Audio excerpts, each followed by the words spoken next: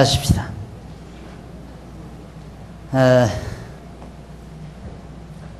47절 1231페이지 47절 28장 47절 네가 모든 것이 풍족하여도 기쁨과 즐거운 마음으로 네 하나님 여호와를 섬기지 아니함을 인하여 네가 줄이고 목마르고 헐벗고 모든 것이 핍절한 중에서 여호와께서 보내사 너를 치게 하실 대적을 섬기게 될 것이니 그가 철멍에를 네 목에 메워 필경들을 멸할 것이라.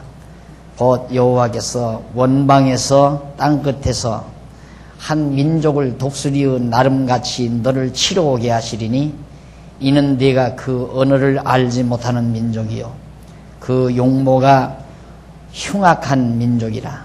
노인을 돌아보지 아니하며 유치를 어린애에게 드리죠 긍휼히 여기지 아니하며 내 육축의 새끼와 내 토지의 소산을 먹어서 필경은 너를 멸망시키며 또 곡식이나 포도주나 기름이나 소의 새끼나 양의 새끼를 위하여 남기지 아니하고 필경은 너를 멸절시키리라.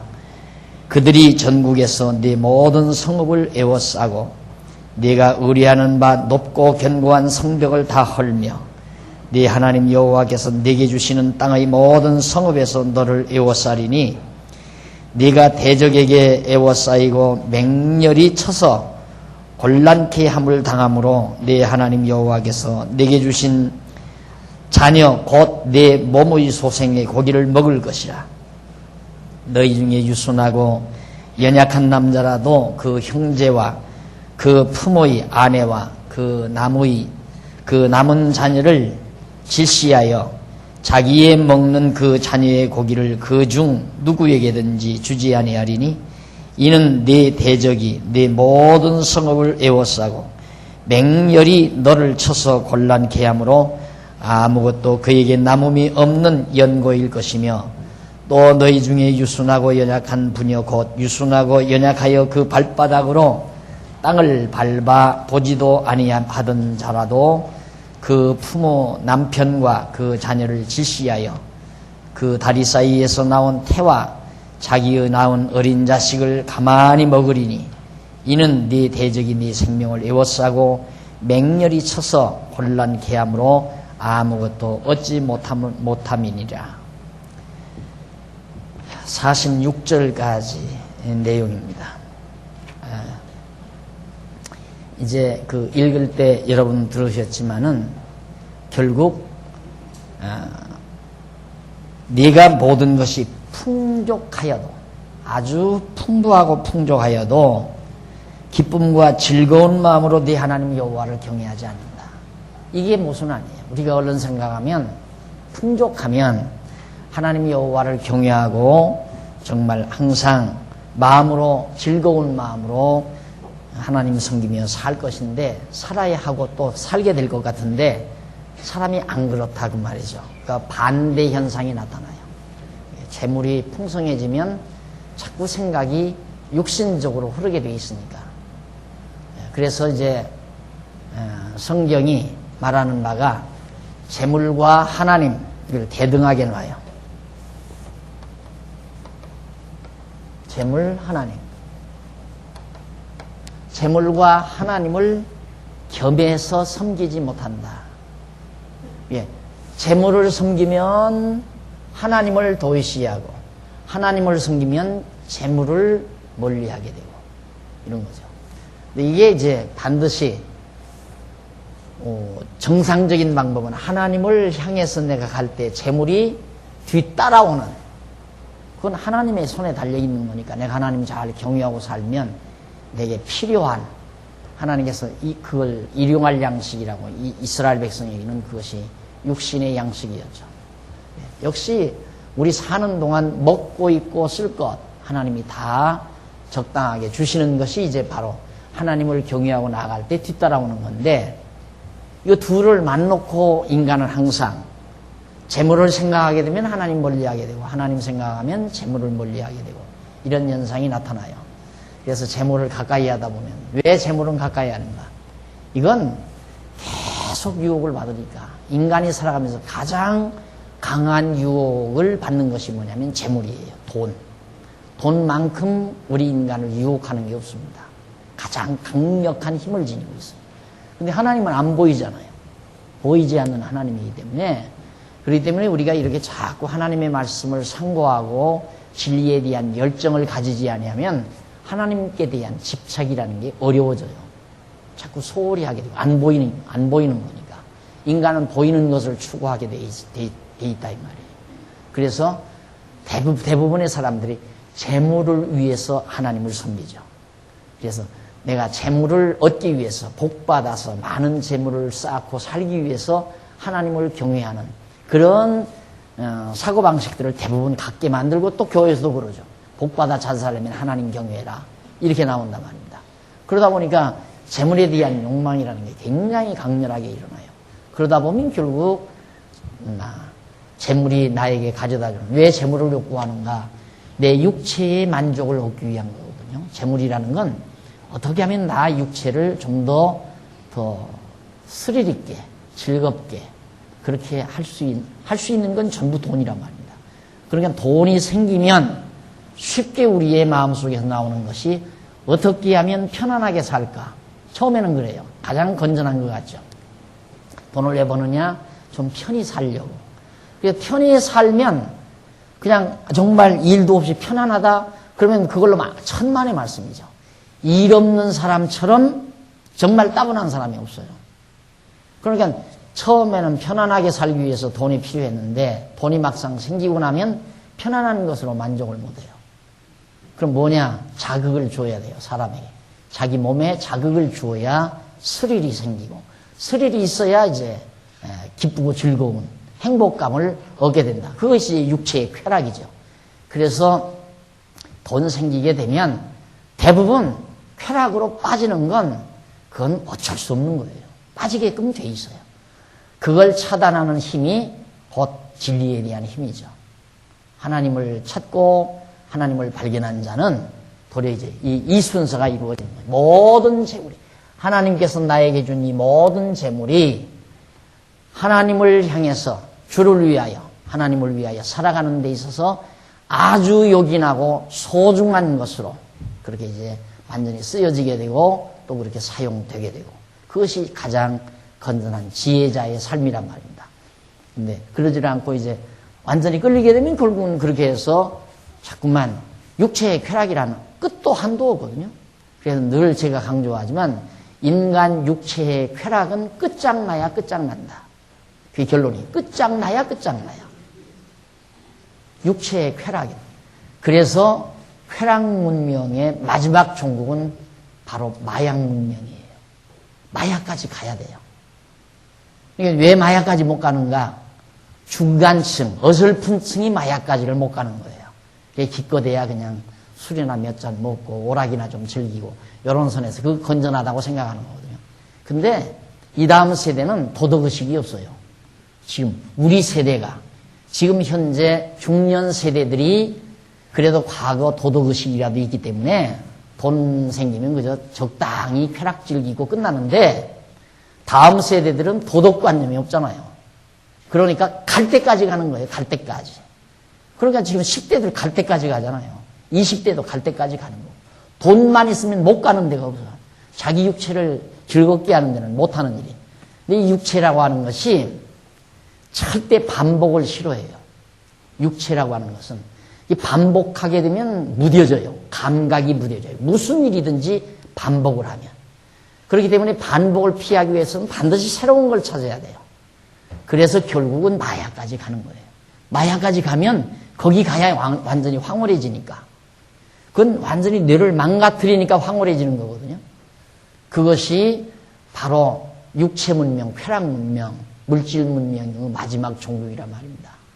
그래서 정말 우리 지혜자들이 언제나 명심할 일은, 하나님이 나에게 아무리 풍요로운 거, 넉넉함을 주었어도 그것에 내가 빠져들지 아니하고 도리어 우리의 영혼에 대한 강한 집착력, 그래서 하나님을 향한 진리에 대한 열정, 그걸 가지고 살아갈 때 가장 건실하게 아름답게 인생을 잘 마무리할 수 있다라는 얘기가 됩니다. 이스라엘 백성들에게는 이처럼 하나님께서 이렇게 복과 저주를 겸해주는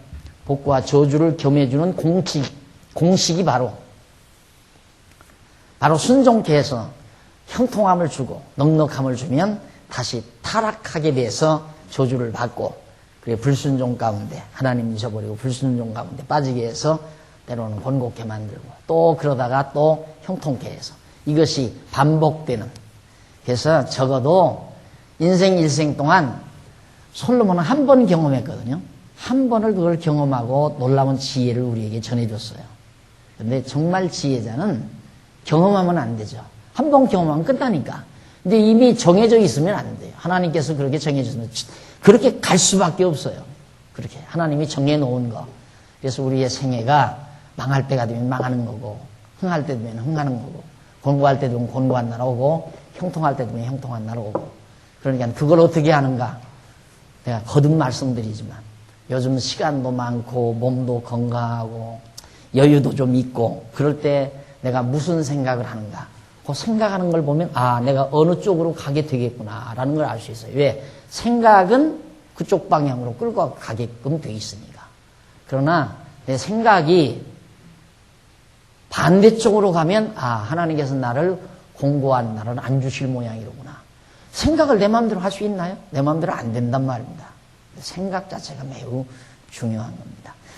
그래서 이스라엘 백성에게도 이렇게 정말 너무너무 풍족하게 해주었는데도, 풍년이 들고 짐승들이 새끼들이 다 잘 낳고 이렇게 해서 복을 줘서 풍족하게 했는데도 기쁨과 즐거움으로 여호와 경외하기를 멀리한다. 이럴 때 내가 어떻게 형편없이 줄이게 되는데, 마지막 때에는 극심하게 재난이 오는데 다리 사이에서 태어난 자기 자식의 자식까지 다 먹게 되어진다. 그것이 사마리아 성 완전히 이렇게 포위됐을 때, 그때 그런 일들이 일어났잖아요. 북쪽 이스라엘이, 하나님 저버리고 북쪽 이스라엘이 아수르에 의해서 완전히 사로잡혔을 때, 그래 이사야가 그렇게 예언하잖아요.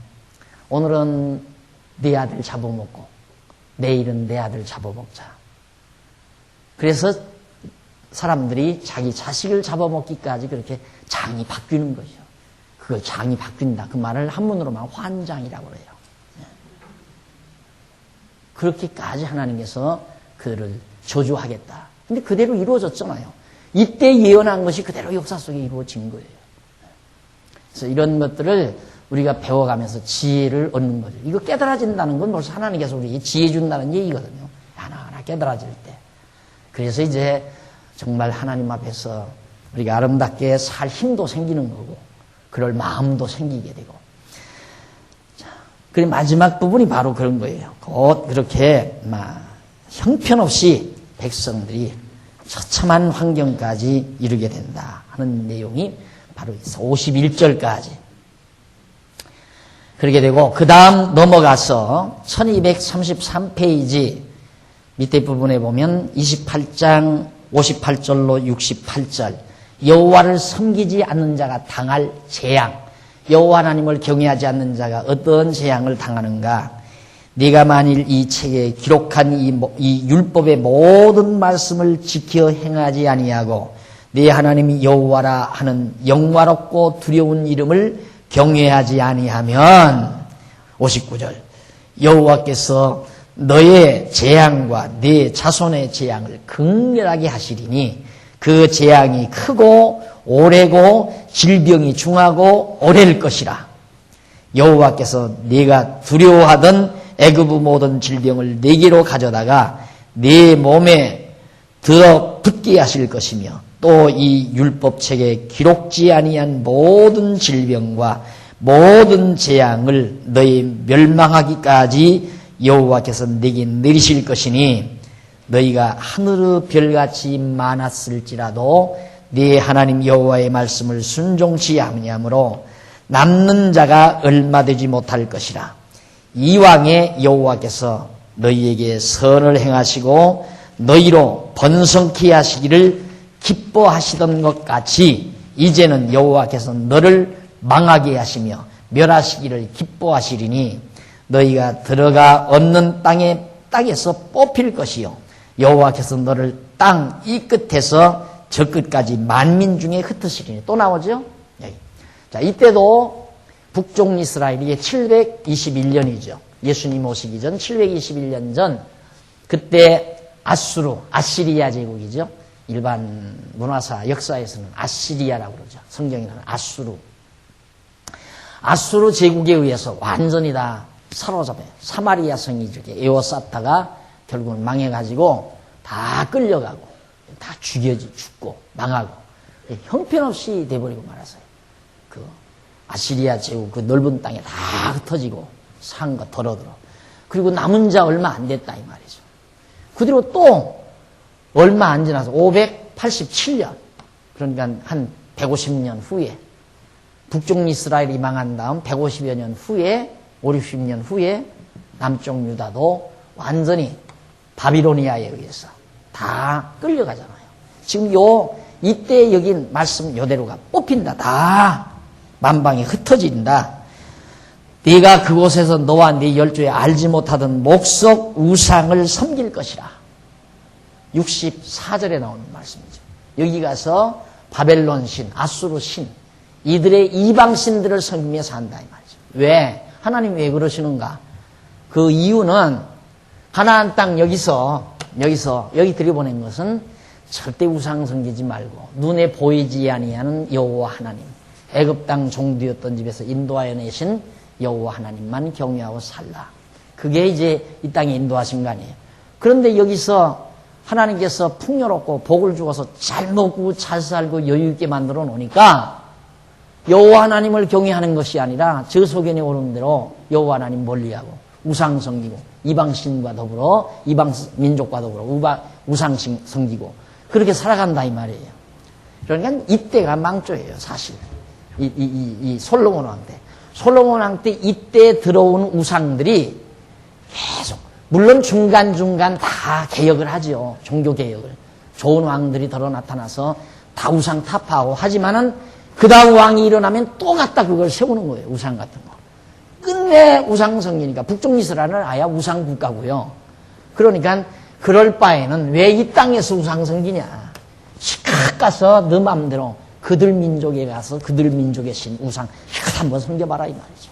왜? 그래야 깨달으니까. 내가 늘 그러잖아요. 인간은 들어서 깨닫는 것만이 아니라 들어서 깨닫는 건 막 그런가 보다. 그럴 것 같네. 그렇죠? 그런데 경험함으로 깨닫는 건 그렇다. 이렇게 된다. 것이다가 아니 이렇다. 확증이 오는 거라. 그래서 하나님께서 반드시 이론만 가르치는 것이 아니라 경험하게 만든다 이 말이에요. 경험하게. 그렇게 해서 이방신 섬기며 사는 것이 얼마나 고통스러운 건가를 하나님께서 깨닫게 하기 위해서 다 여기서 뽑아 흩어버리겠다. 이방 나라에. 그러면 진짜 그대로 다 흩어버리잖아요. 지금 모세를 통해서 예언한 말씀을 이루기 위해서 하나님이 그렇게 하시는 거라고. 그러니까 이 예언의 말씀은 하나님의 언약이죠. 하나님의 약속, 하나님의 작정하신 뜻, 그걸 모세로 하여금 예언하게 하고 그 예언이 역사후에서 그대로 이루어지게 하고, 우리는 지금 21세기 초엽에 살면서 그렇게 되어진 역사를 지금 상고하면서 놀라고 있는 거고요. 와, 정말 놀랍다. 정말 하나님이 살아계시구나. 하나님의 언약의 말씀은 반드시 이루어지는구나. 이게 믿음이 자꾸 생기잖아요. 들음으로. 이게 대단한 거라고 합니다. 하나님이 이걸 깨닫게 했다는 게 엄청난 거죠. 대단한 거고. 못 깨닫게 하는 건 그걸 모르고 살아라는 얘기예요. 모르고 살아야 역시 하나님 앞으로 돌아오지를 못하죠. 깨달으면 다 여호와 하나님 앞으로 다 돌아오죠. 말씀 깨닫고 어떻게 여호와 하나님을 경외하지 않고 살 사람이 누가 있어요? 다 경외하게 돼 있지. 모르면 어떻게 알아요? 있는지 없는지도 모르는데 어떻게 경외심이 나와요? 안 나오죠. 자, 그 다음 이제 65절. 그 열국 중에서 네가 평안함을 얻지 못하며, 저 모든 나라에 흩어져 가지고 거기서 평안함을 얻지 못하며 네 발바닥을 쉴 곳도 얻지 못하고 유리방황한다 이 말이죠. 오직 여호와께서 거기서 너의 마음으로 떨고 눈으로 쇠하고 정신으로 산란케 하시리니. 눈도 마음도 정신도 다 산란하게 만들어버리겠다. 네 생명이 의심나는 곳에 달린 것 같아서 주야로 두려워하며 네 생명을 확신할 수 없을 것이라. 네 마음의 두려움과 눈에 보는 것으로 인하여 아침에는 이르기를 아하 저녁이 되었으면 좋겠다 할 것이요 저녁에는 이르기를 아하 아침이 되었으면 좋겠다 하리라. 여호와께서 너를 배에 실으시고 전에 내게 고하여 이르시기를 내가 다시는 그 길을 보지 못하리라 하시던 그 길로 너를 애굽으로 끌어가실 것이라. 거기서 너희가 너의 몸을 대적에게 노비로 팔려 하나 너희를 살 자가 없으리라.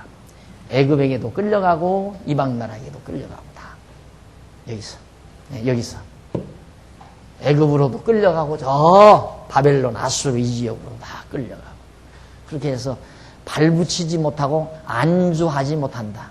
진짜 그랬잖아요. 이스라엘 백성들 유대인들이 1945년경인가요? 48년경인가 독립할 때 그때까지 그냥 쭉 70년 이때부터 이 무렵까지 거의 한 1900여 년간 완전히 세계 만방이 나그네였어요. 지금도 지금 소련에 엄청난 유대인들이 억류돼 있잖아요. 소련에서 못 나와요. 일로로 지금 일부 유대인들이 돌아와서 국가를 세웠지만은 소련에서 도와주지 아니하니까 소련 쪽에서 다시 언젠가는 유대인들이 지금 막 발버둥 치잖아요. 이미 미국 쪽에서는 강대한 경찰 국가라고 하는 미국의 힘을 지금 거의 그 미국의 힘의 수위를 넘어설 정도로 유대인들이 강력해졌어요. 반드시 그들은 아마 이제 하나님께서 이 뒤에 보면 또 나와요. 다시 모아주신다는 그런 내용이. 이렇게 해서 모세의 예언대로 유대인들은 과거에 이미 만방에 흩어져서 살게 된 거죠. 우선 넘어가서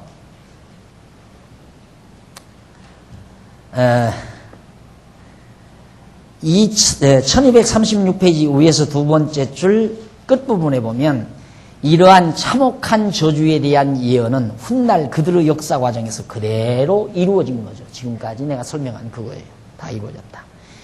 줄 바꾼데 이상에서 모세가 명한 언약 가운데 호렙산 언약에 의한 복과 저주에 대한 약속은 택함받은 성도에게 신령한 복을 주시려고 대신 저주를 받아 십자가에서 대속의 죽음을 죽으신 예수 그리스도에 대한 예표로서의 모형과 그림자이다. 아까 설명 다 했죠. 사도 바울은 말하기를 그리스도께서 우리를 위하여 저주를 받은 바 되사 율법의 저주에서 우리를 속량하셨으니 기록된 바 나무에 달린 자마다 저주 아래 있는 자라 하였습니다. 이는 그리스도 예수 안에서 아브라함의 복이 이방인에게 미치게 하고 또 우리로 하여금 믿음으로 말미암아 성령의 약속을 받게 하려 하심이라. 라고 예수 그리스도께서 우리의 받아야 될 저주를 대신 받아주셨다. 율법이 우리에게 주는 저주를 예수님이 다 받으셨다. 그래서 우리를 순종자로 만들어서 하나님의 자녀가 되게 하셨다. 그래가지고 이제는 자녀에게는 징계, 채찍, 사랑의 징계. 히브리서 기자가 그러죠. 자녀에게는 사랑의 징계. 징계가 없으면 참 아들이 아니고 사생자다. 히브리서 기자가 말하듯이 오늘 우리에게는 이제 사랑의 징계가 있을 뿐이죠. 저주는 없어요. 사랑의 징계. 깨닫게 하기 위한 사랑의 징계. 자, 그 다음 이제 넘어가서 양쪽 가로 2번 모압 땅 언약으로 약속하는 내용이 29장에서부터 30장까지 나타납니다. 아까는 호렙산 언약이죠. 여기 모압 땅 언약이에요. 여기서 이제 호렙산에서 했던 언약은 따로 있고 이 모압 땅, 이 땅에서 지금까지는 이제 과거 시내산 이런 데서 했던 모든 언약들을 다 총 간추려서 이제 종합적으로 했는데 이 모압 땅에서 새롭게 이제 모세가 백성들에게 명하는 언약의 말씀이 있어요. 그걸 모압 땅 언약이라고 말할 수 있습니다. 자, 그러면 넘어가서 1237페이지 동그라미 안에 1번 보면 불순종자에게 대한 경고가 나와요. 그것이 29장입니다. 하나님의 말씀을 불순종한 자들이 어떻게 되는가 계속해서 선포되는데 1절로 9절에 보면 모압 땅까지 인도하신 여호와를 순종하라고 그렇게 명령을 합니다. 호렙에서 이스라엘 자손과 세우신 언약 위에 여호와께서 모세에게 명하사 모압 땅에서 또 그들과 세우신 언약의 말씀이 이러하니라 하면서 모압 땅에서 새롭게 또 세우신 언약이 있어요. 모세가 온 이스라엘을 소집하고 그들에게 이르되 여호와께서 애굽 땅에서 너희 목전에 바로와 그 모든 신하와 그 온 땅에 행하신 모든 일을 너희가 보았나니 곧 그 큰 시험과 이적과 큰 기사를 네가 목도하였느니라. 그러나 깨닫는 마음과 보는 눈과 듣는 귀는 오늘날까지 여호와께서 너희에게 주지 아니하셨느니라. 자, 그들에게 세우신 말씀입니다. 모세가 온 이스라엘을 소집하고 그들이 이르시되 여호와께서 애굽 땅에서 여기 애굽에서부터 인도에서 지금 이렇게 들어와서 여기 올 때까지 40년 동안 여기 올 때까지 하나님께서 뭘 이스라엘 백성들에게 안 줬는가? 똑똑히 거기 보십시오. 뭘 주지 않았는가? 주지 않은 것이 있는데 곧 큰 시험과 이제 하였는데 그러나 4절에 나와요. 그러나 깨닫는 마음과 보는 눈과 듣는 귀는 오늘날까지 모압 땅에 이르기까지 여호와께서 너희에게 주지 않았다. 못 깨닫고 못 봤다 그 말이에요. 그러니까 계속 오면서 원망하고 불평하고 우리 생각 같으면 여러분 그러잖아요. 지금도 정말 하늘에서 만나가 내려온다면 나는 죽어도 하나님 여호와 경외하고 산다. 그리고 우리 생각할 수 있잖아요. 진짜 장로님 중에 오늘 한 분이 그냥 저 앞에 있는 반석을 딱 치니까 반석에서 물이 팍 솟더라. 그렇게만 정말 성경대로 된다면 나는 죽는 날까지 하나님 여호와 경외할 거다. 천만의 말씀이에요. 그거 다 본 사람들이에요. 이스라엘 백성들. 그거 다 세상 이 홍해바다가 갈라지는 걸 봤어요. 본 사람들. 그런 사람들이 원망하고 불평하고 하나님 원망하고 그러다가 다 죽었잖아요. 왜? 깨닫는 마음, 보는 눈 안 줬기 때문에. 깨닫는 마음과 보는 눈을 주어야 그걸 보고 여호와 하나님 깨닫고 여호와 하나님의 능력을 보고 하나님 여호와만을 경외하고 원망하지 않고 불평하지 않을 텐데 하나님이 깨닫는 마음도 안 주고 보는 눈을 안 주니까 모르잖아요. 그러다가 하나님은 불순종하고 다 죽은 거라고 말이에요. 맞지요? 틀림없이 하나님께서 불순종하게도 하고 순종하게도 하시고 깨닫는 마음 주면 깨달을 수 있고 깨달을 수 있지만 못 깨닫게 하시면 죽어도 못 깨닫게. 눈 뜨고 본다고 해서 보는 게 아니에요. 그때 바리새인들 서기관들 여러분도 아마 지금 그런 생각할 거예요. 만약에 예수님이 지금 저 모과나무 그늘 밑에 떡 앉아 계시다면 내가 이 집에 나가서 그 예수님만 한번 본다면 나는 정말 생명내되고 예수를 믿는다. 천만의 말씀. 그 예수가 그리스도인 것을 보지 못하면 안 믿어요. 바리새인들 그 당시에 바리새인들 서기관들 다 봤어요. 다 예수님 봤어요. 그러니까 예수님께서 소경이다 그 말이에요. 우리가 왜 소경이냐? 우리가 다 이렇게 눈 뜨고 보는데 왜 소경이냐? 그러니까 너희가 본다고 하니까 그저 죄가 있다. 차라리 보지 못한다고 하면 죄가 없을 텐데. 소경이다 이 말이에요. 너희들 다. 왜? 당신이 그리스도인인데 하나님의 아들 그리스도가 와서 이렇게 있는데도 그리스도인 줄을 못 보니까 소경이다 그 말이에요. 그러니까 여기 구멍 떨어졌다고 해서 보는 게 아니에요. 네? 하나님께서 보는 눈, 깨닫는 마음 굉장히 중요한 거죠. 어떤 분들이 말씀 공부하는 분들이 대개 저한테 묻는 것 중에 몇 가지가 있어요. 어떻게 깨달으셨습니까? 그런 말 묻는 사람이 있고 또 어떤 사람은 목사님 눈에는 어떻게 그런 것만 보이십니까? 이런 사람이 있고 똑같이 성경을 보는데 어떻게 목사님 눈에는 그런 말이 들어오느냐 이거예요. 그런 걸 어떻게 봤느냐 이거예요. 눈이면 다 똑같은 눈인가요? 보는 눈, 깨닫는 마음 하나님께서 주어야 된다. 안 주면 모르니까 불순종한다. 그 말이죠. 자, 그러면서 오늘날 깨닫는 마음과 보는 눈과 듣는 귀 오늘날까지 여호와께서 너희에게 주지 아니하셨느니라. 주께서 40년 동안 너희를 인도하여 광야를 통행케 하셨거니와 너희 몸의 의복이 낡지 아니하였고 너희 발의 신이 헤어지지 아니하였으며 너희로 떡도 먹지 못하며 포도주나 독주를 마시지 못하게 하셨음은 주는 너희 하나님 여호와이신 줄을 알게 하려 하십니다.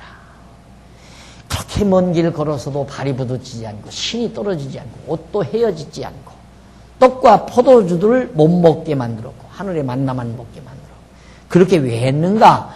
그렇게 한 이유는 주는 너희 하나님 여호와이신 줄을 알게 하려고. 하나님이 여호와의 전능자가 언약대로 이루어 주시는 분이신 줄을 알게 하려고 하나님께서 이 40년 동안 공부를 시킨 것이다. 그러면 40년 동안 뭘 배워야 되는가? 하나님이 여호와이시다.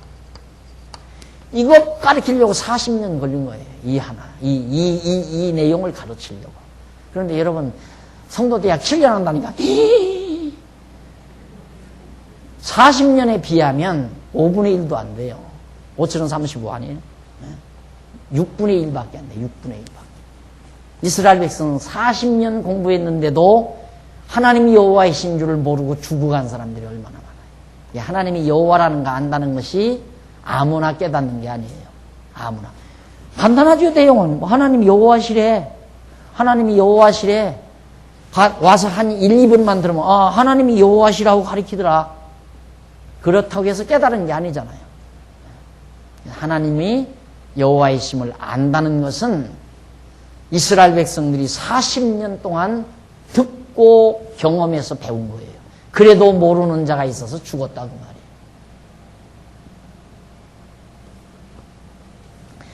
그래서 깨닫게 하려고 바로 40년 동안 그렇게 한 이유는 바로 하나님이 여호와이신 줄을 알게 하려 하심이라. 7절 너희가 이곳에 올 때에 헤스본 왕, 시온 왕, 바산 왕 오기 우리와 싸우러 나왔으므로 우리가 그들을 치고 그 땅을 취하여 루벤과 갓과 므낫세 반지파에게 기업으로 주었나니 그런즉 너희는 이 언약의 말씀을 지켜 행하라. 그리하면 너희의 하는 모든 일이 형통하리라. 자, 하나님께서 이쪽 바산 왕 오기라든가 뭐 이런 왕들 여기 다 쳐버리고 요단강 동편 땅 뺏어서 두 지파 반에게 나누어 주지 않았느냐. 그러니 너희들은 여호와 하나님을 잘 순종하고 경외하며 살아라 하는 내용이 바로 지금 29장 내용이었습니다. 이 29장 1절로 9절까지 내용. 자, 그럼 넘어가서 그 9절에 나오는 내용, 이 1240페이지.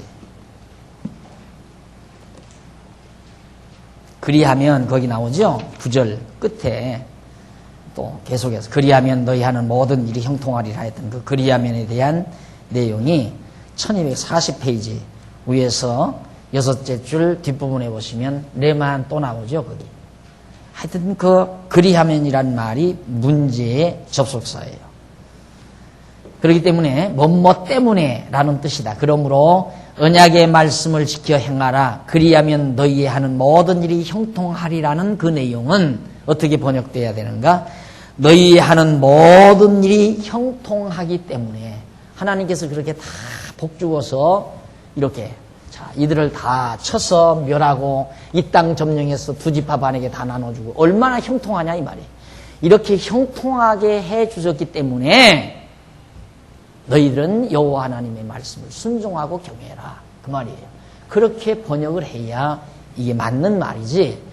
그리하면이란 말 의미도 없는 말을 자꾸만 억지로 레만을 억지로 갖다가 그렇게 뜻풀이해서 조건부 접속사로 이용한다는 것은 문장 자체를 뒤집어 놓는 결과이기 때문에 조심해야 되는 말이죠.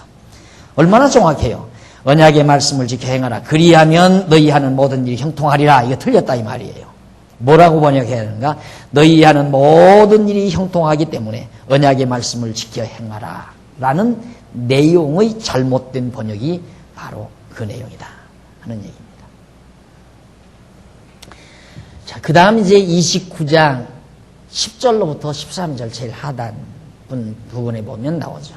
10절로부터 13절까지는 여호와 앞에 선 것은 친백성을 삼기 위함이라. 우리가 여호와 앞에 지금 여기 시내산 앞에서 시내산에서 다 섰는데 여호와 앞에 우리가 이렇게 다 서 있는 것은 하나님의 친백성을 삼기 위해서 이렇게 서 있는 거다. 오늘날 너희 곧 너희 두령과 너희 지파와 너희 장로들과 너희 유사와 이스라엘 모든 남자와 너희 유아들과 너희 아내와 및 내 진중에 있는 객과 무릇 너를 위하여 나무를 패는 자로부터 물깃는 자까지 종들까지죠. 다 너희 하나님 여호와 앞에 선 것은 왜 섰는가? 너희 하나님 여호와의 언약에 참여하며 또 너희 하나님 여호와께서 오늘날 내게 향하여 하시는 맹세에 참여하여 여호와께서 이왕에 내게 말씀하신 대로 또 네 열조 아브라함과 이삭과 야곱에게 맹세하신 대로 오늘날 너를 세워 자기 백성을 삼으시고 자기는 친히 내 하나님이 되시리요 함이니라. 우리를 다 이스라엘 백성들이 여기 세워서 하나님 앞에 쓴 것은 하나님께서 우리를 당신 백성 삼으시고 하나님은 이스라엘 백성, 이 백성들의 하나님이 되어주시려고 여기에 지금 세워놓은 것이다. 그렇죠. 애굽에서 무엇 때문에 건져다가 여기까지 모압 평지까지 왔다가 쓰게 만들어요. 하나님이 당신 백성 삼으시고 하나님은 이스라엘 백성이 되어주시려고 이렇게 한 거다. 이제 요단강 건너가면 완전히 하나님께서 모든 언약을 이루어서 하나님이 친히 다스려 주시는 그런 민족으로 살아가게 된다는 얘기입니다. 자, 넘어가시.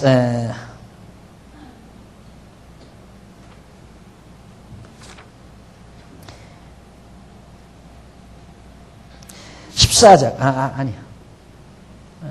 네. 그 다음 이제 29장 14절로 21절 41페이지 밑에 보면은 다른 신을 섬기며 강팍한 자에게 임할 저주를 예고합니다. 다른 신을 섬기며 강팍한 자. 하나님 여호와를 섬기지 않고 다른 신을 섬기고 마음이 강팍한 자에게 어떤 저주가 임하는가 그 예고를 미리 해주는데 내가 이 언약과 맹세를 너희에게만 세우는 것이 아니라 오늘날 우리 하나님 여호와 앞에서 우리와 함께 여기 선 자와 오늘날 우리와 함께 여기 있지 아니한 자에게까지니 16절 우리가 애굽 땅에서 어떻게 거하였는지 너희가 여러 나라를 어떻게 통과하여 왔는지 너희가 알며 너희가 또 그들 중에 있는 가증한 것과 목석과 은금의 우상을 보았느니라. 너희 중에 남자나 여자나 가족이나 집하나 오늘날 그 마음이 우리 하나님 여호와를 떠나서 그 모든 민족의 신들에게 가서 섬길까 염려하여 독초와 쑥의 뿌리와 너희 중에 생겨서 쑥의 뿌리가 너희 중에 생겨서 이 저주의 말을 듣고도 심중에 스스로 위로하여 이르기를 내가 내 마음에 강팍해 하여 젖은 것과 마른 것을 멸할지라도 평안하리라 할까 염려함이라. 여호와는 이런 자를 사하지 않으실 뿐만 아니라 여호와는 분노와 질투의 불로 그 위에 붙게 하시며 또 이 책에 기록된 모든 저주로 그에게 더하실 것이라. 여호와께서 필경은 그의 이름을 천하에서 도말하시되 여호와께서 곧 이스라엘 모든 지파 중에서 그를 구별하시고 이 율법책에 기록된 언약의 모든 저주대로 그에게 화를 더하시리라.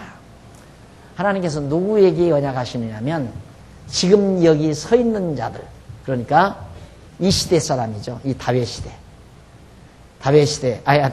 모세 시대. 모세가 지금 하는 거예요. 지금 모세 앞에 모세와 함께 서 있는 자들 뿐만 아니라 이 자리에 없는 자들, 그게 누굽니까? 앞으로 태어날 자들. 이들에게도 다 대상으로 해서 언약하는 내용이다. 그러니까 그 언약이 여기 와서 이루어지는 거죠. 이 사람들은 여기 없었던 사람 아니에요. 모세와 함께 없었던 사람인데 후대에 한 1000년 가까이 이후에 태어난 사람인데 그들에게 이때 언약한 말씀이 그대로 이루어졌다. 그래서 하나님께서 이제 여기 보면 염려한다, 뭐 두렵다 이런 말 나와요. 염려한다, 두렵다 이런 말이 그냥 사전에 보면 그대로 염려한다, 두렵다 이런 뜻이에요. 그러나 하나님께서는 하나님의 그 심정을 표현하는 하나님의 용어가 없잖아요.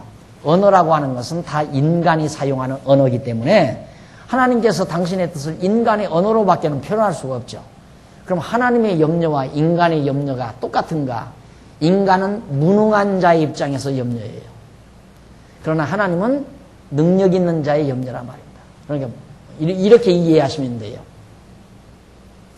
나는 도저히 연탄도 가서 사올 수도 없고 사올 돈도 없고 왜 어리니까 아기가 그러니까 걱정스러운 거예요. 석양에 해는 기울어지고 날씨는 점점 차니까 도저히 할 수 없으니까 걱정을 해요. 그게 인간의 염려고 걱정이에요. 쉽게 말하면. 그러나 어머니 아버지는 돈도 있어야 충분해요. 그런데 걱정해요 안 해요? 아이고 연탄이 있어야 하는데 아이고 저녁에 추위 오겠다. 염려하고 걱정해요. 왜? 그 염려와 걱정은 무능한 염려와 걱정이 아니잖아요. 전화해서 돈 주면 연탄 가져오는 거예요. 예를 들면 석유 갖다 집어넣어주고. 그러니까 하나님의 염려라고 하는 것은 우리 인간이 가지는 염려와 전혀 다른 거예요. 인간의 염려는 무능한 염려지만 무능함을 배경으로 한 염려지만은 하나님의 염려는 능력이 있으신 염려예요. 그러니까 사랑의 염려죠. 사랑이 깃들인 염려. 그것이 다른 겁니다. 그래서 여기에서 염려한다, 두렵다 이런 말들이 하나님의 무능함에서 나온 그런 하나님 같으면 난 안 믿어요. 안 그래요? 하나님도 걱정하고 계시는 분이라면 당신 걱정도 해결 못하는 분이 내 걱정을 어떻게 해결해줘요? 또 하나님이 그렇게 두려워하시는 분이라면 내 두려움을 어떻게 해결해줘요? 안 그래요? 하나님도 호랑이 보면 겁이나 벌벌벌 떨리는 분이라면 그런 하나님 뭐하러 믿느냐 이 말이죠. 그래서 여기서 나오는 두렵다, 하나님이 염려한다 이런 말들은 다 우리 인간, 하나님의 택한 백성들을 사랑해서 나오는 사랑의 염려예요. 아이고 연탄 없어서 걱정이다. 우리 애기들 천방에서 자면 그러다가 감기 들리면 어떡하나. 이것이 부모의 염려이듯이. 그런 염려 때문에 연탄을 들여와서 뜨뜻하게 해서 자녀들 재우는 거 아니겠어요? 그것이 바로 그런 차원에서 하나님의 염려를 조금 지금 하나님이 염려한다, 두렵다라는 말을 이해시키려니까 억지로라도 그런 비유를 들어서 여러분들에게 이해시키는 거예요. 그러니까 하나님의 언어와 하나님의 심정과 우리 심정은 전혀 다르다는 거. 그걸 신학에서는 그걸 인간의 감정을 하나님의 감정으로 표현하는 용어다. 이런 식으로 이제 풀어서 신학적 용어로 말을 해요. 이런 말들을. 그러니까 인간의 감정을 하나님의 감정으로 응용해서 사용한 것이다. 그러니까 그런 것이 똑같이 인간의 감정과 하나님의 감정이 같다고 그렇게 생각하면 안 돼요. 그걸 어떻게 표현할 길이 없잖아요. 하나님의 절대적인 감정을 표현할 언어가 없어요. 인간 사회는 그런 언어가 없습니다. 그래서 그렇게 표현된 것이지 이것이 정말 하나님이 무능해서 염려하고 두려워하는 게 아니다. 자, 사랑하는 백성들이 그처럼 잘못될까 염려하고 두려워한다. 그러면 왜? 염려 안 하면 불순종하게 안 하게 하면 될 거 아니냐? 이래서 이런 부분이 어려운 거예요. 하나님이 그렇게 불순종하고 저주를 받을까 염려한다면 불순종 안 하게 하면 되는데 뭘 걱정하느냐? 이 말 되잖아요. 여기에서 이제 꼬이는 거예요, 생각이. 그래서 풀어지지 않는 거예요. 예, 이런 용어들은 바로 하나님의 감정을, 하나님의 본디 감정을, 사랑의 감정을 표현하는 한 인간적 언어를 하나님께서 응용한 것이라는 거. 그렇게 이해하시면 쉽게 정리가 됩니다. 그래서 거기 보면 43페이지 1243페이지 제일 위에 보면 제일 위에 앞부분에 보면 18절과 19절에 염려라는 말은 히브리 원문으로 펜이라는 말인데 이는 뭐뭐 하지 않도록 또는 하지 않기 위하여라는 뜻이다.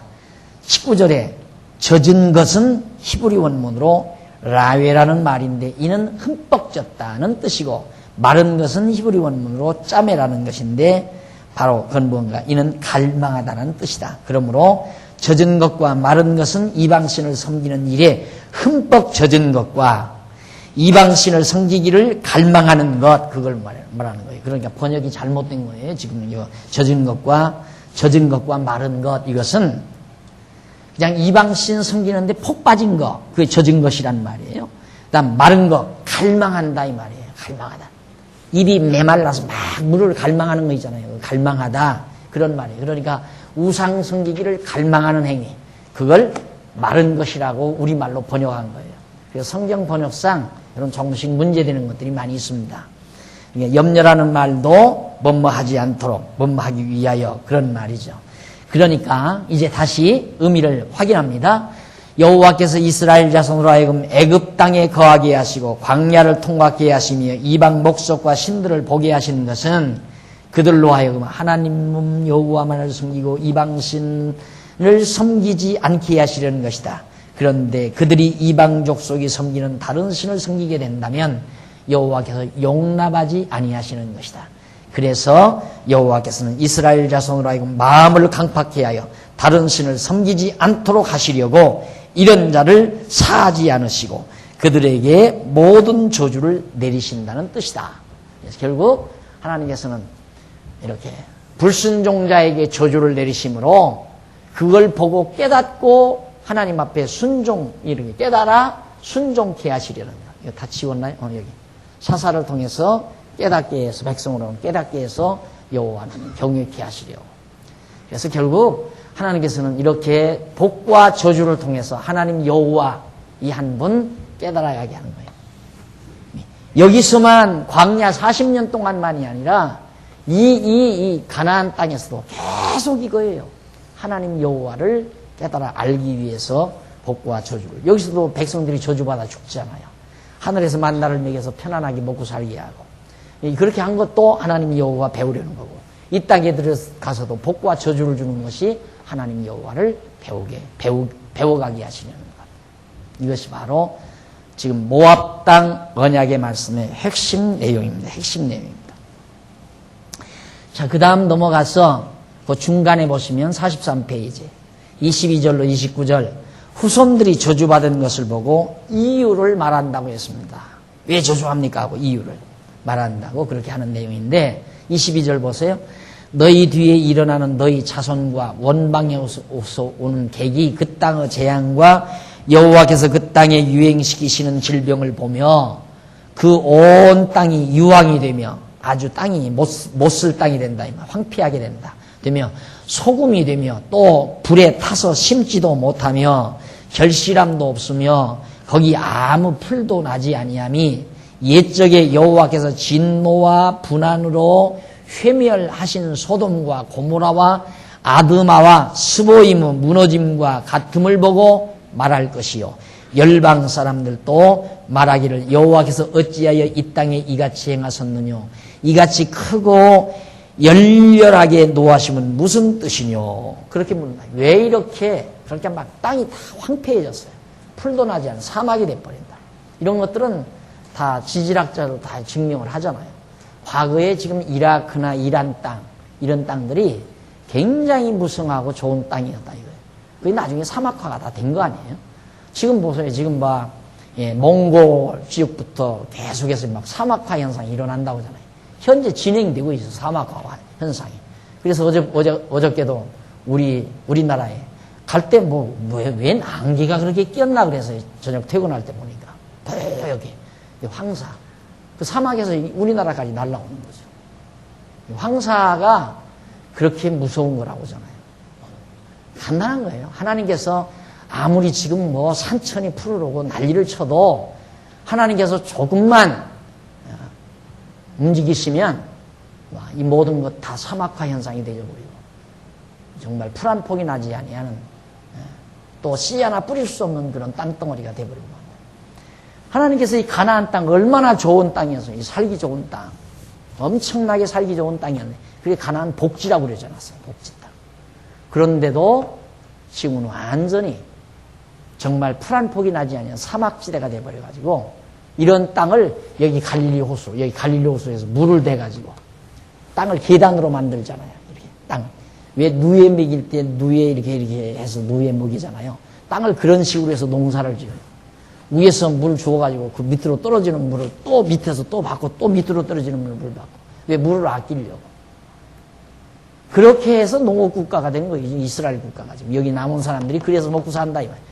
그래서 농산물 생산해서 유럽으로 막 다 반출해가지고 그걸로 먹고 살고 있잖아요. 농업국가. 그렇게 좋은 땅 하나님께서 완전히 다 그렇게 몹쓸 땅 만들었을 때 사람들이 뭐라 그러는가? 거기 이제 바로 물어본다 이 말이에요.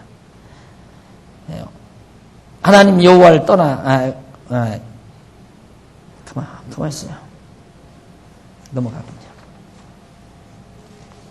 몇 절이죠?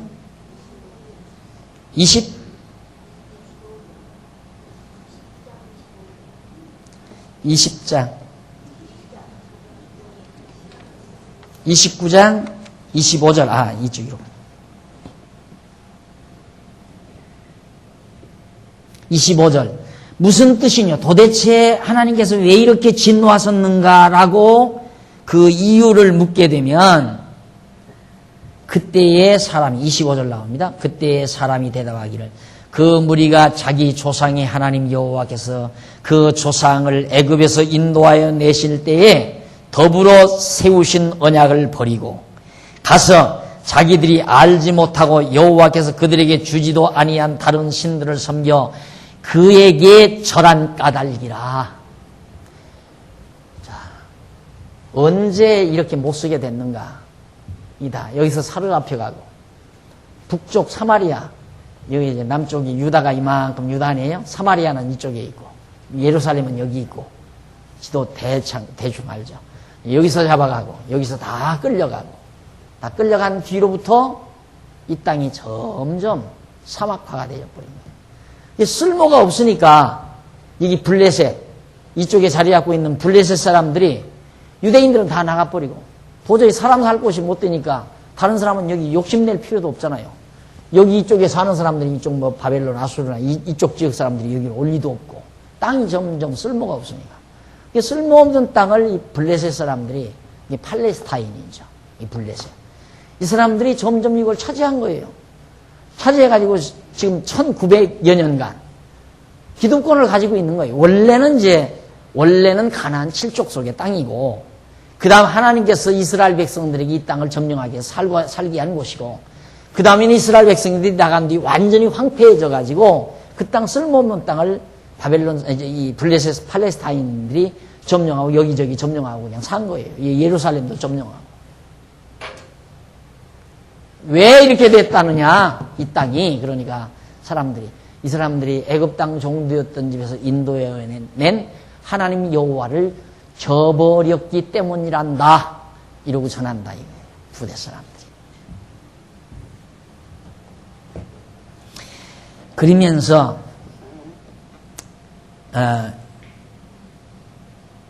까닭이라 그런 까닭이라 그에게 절한 까닭이라 우상에게 절한 까닭이라 27절 이러므로 여호와께서 이 땅을 향하여 진노하사 이 책에 기록된 모든 저주대로 재앙을 내리시고 여호와께서 또 진노의 분한과 크게 통한하심으로 그들을 이 땅에서 뽑아내사 다른 나라에 던져보내심이 오늘날과 같다 하리라. 오묘한 일은 정말 이 오묘한 일은 우리 하나님 여호와께 속하였거니와 나타난 일은 영구히 우리와 우리 자손에게 속하였나니 이는 우리로 이 율법의 모든 말씀을 행하게 하려 하심이라 라는 얘기예요. 자, 왜 그렇게 이 땅이 정말 몹쓸 땅이 됐다느냐? 그들이 자기들 애굽 조상들을 애굽 땅 종되었던 집에서 인도하여 내신 여호와 하나님을 저버리고 우상을 섬겼기 때문이란다. 그래서 하나님께서는 진노해서 그 땅을 몹쓰게 하셨단다. 하는 얘기예요. 그러면서 하는 말이 그 오묘한 일은 하나님께 속하고 나타난 일은 바로 뭐냐? 이스라엘 백성들 거기서 다 눈으로 볼 수 있다는 얘기죠. 그래서 1245페이지 보세요. 29절 거기 나오죠? 위에서 네 번째 줄. 45페이지 위에서 네 번째 줄 29절에 거기 보면 바로 29절 바로 밑에 줄 중간에 보면 오묘한 일은 히브리 원문으로 니세타로트란 말인데 라고 하는데 이는 나타나지 아니한 또는 비밀한 감추어진 그런 말이죠. 비밀한 일로서 하나님 여호와께 속한 일을 말한다. 하나님 여호와께 속한 일은 나타나지 않죠. 다 하나님의 뜻 가운데 그 의중에 다 들어있습니다. 하나님께서 여기를 다 이렇게 망하게 한 일, 여기 완전히 황폐하고 저주를 하는 일이 전부 하나님의 뜻 속에, 그 하나님의 지혜 속에, 오묘한 일, 지혜 뜻 같은 얘기, 하나님의 작정, 그 속에 다 속한 것이다. 그러니까 오묘한 일이다. 하나님의 작정하신 뜻에 속한 일이다. 이런 얘기예요. 다시 말하면 하나님 여호와의 영원한 작정 속에 감추어 계시되지 아니한 비밀한 일을 말한다. 이 비밀한 일은 모세 이후에 이스라엘 백성에게 섭리하실 일을 말한다. 사도 바울 말하기를 나의 복음과 나의 예수 그리스도를 전파함은 영세전부터 감추었다가 이제 나타나신 바 되었으며 영원하신 하나님의 명령을 쫓아 선지자의 글로 말미암아 모든 민족으로 믿어 순종케 하시려고 알게 하신 바 그 비밀의 계시를 쫓아댄 것이다. 비밀의 계시를 쫓아댔단 말은 하나님의 작정하신 뜻을 따라서 모든 역사가 이루어지는 것이다. 그러니까 여기가 황폐해지고 저주를 받은 것도 하나님의 감추인 비밀, 하나님의 뜻에 속한 일이다. 그런 의미로 밝혀 놓은 내용입니다. 그래서 오묘한 일, 곧 비밀한 일은 하나님 여호와께서 다시 말하면 그리고 나타난 이 일은 찾으셨어요? 나타난 일은 밑에서부터 복과 저주 예언 그 위에 거기서부터 아홉째 줄 밑에 동그라미 2번 복과 저주 예언 그 우쪽으로 아홉째 줄 뒷부분에 내려가 보면 중간 조금 지나면 이제 그리고 나와요. 그리고 나타난 일은 감추지 않고 계시로 드러낸 일로서 이스라엘 자손에게 속한 일을 말한다. 그러니까 나타난 일은 뭔가 비밀이 드러난 일이다. 다 이 땅이 저주받아 황폐된 것은 하나님의 비밀이 이루어진 일이다. 그리고 감추어진 일, 오묘한 일은 하나님의 뜻 가운데 다 드러난 일이고. 그러니까 하나님의 뜻 가운데 작정되어진 모든 일들이 그대로 이루어져서 역사 후에 나타난 일이다. 그런 얘기예요. 그러나 우리가 번역문만 그냥 봐서는 저게 도대체 뭔 얘기인가? 뭐 오묘한 일은 뭐 하나님께 속하고 나타난 일은 뭐 백성에게 속했다. 이래 놓으면 뭐가 뭔지 잘 모르잖아요. 알고 보면 이렇게 하나님 뜻 가운데 작정 계시 속에 작정하신 뜻 속에 다 비밀리에 담겨져 있는 말씀이 역사 후에 이렇게 다 나타났다, 드러났다 이 말이에요.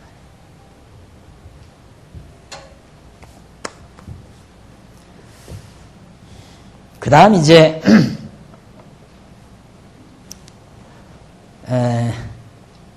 동그라미 안에 2번 나오죠? 동그라미 안에 2번 나오는데 복과 저주에 대한 예언입니다. 복과 저주에 대한 예언 다음 시간에 여러분들에게 설명해 드리도록 하고 오늘 강의 여기서 마치도록 하겠습니다. 기도하십시다. 긍휼과 자비가 많으신 하나님 아버지, 은혜와 사랑을 진심으로 감사드립니다. 오늘도 하나님께서 저희에게 소중한 시간을 허락해 주셔서 모세를 통해서 주신 호렙산 언약과 모압 땅 언약에 대한 귀한 말씀을 저희들이 상고하면서 지금도 살아계셔서 역사를 주관하시고 섭리하시는 놀라운 하나님의 능력을 다시 한번 확인했습니다. 아버지 하나님, 오늘 우리에게 이미 정해놓으시고 섭리하시는 하나님의 그 비밀의 뜻을 우리들이 정말 하나하나 삶을 통해서 발견하면서 그 모든 과정을 통하여 더욱 여호와 하나님됨을 기억하게 하시고 여호와 하나님을 잘 경외하며 사는 슬기롭고 지혜로운 종들이 되도록 역사하시옵소서.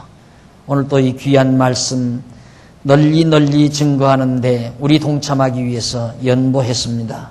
드려진 귀한 연보 소중하게 사용되고 결실 맺어서 하나님 앞에 영광 돌려지도록 함께해 주시옵시기를 비오며 죄인 공로옵사오나 예수님 이름으로 기도드립니다. 아멘.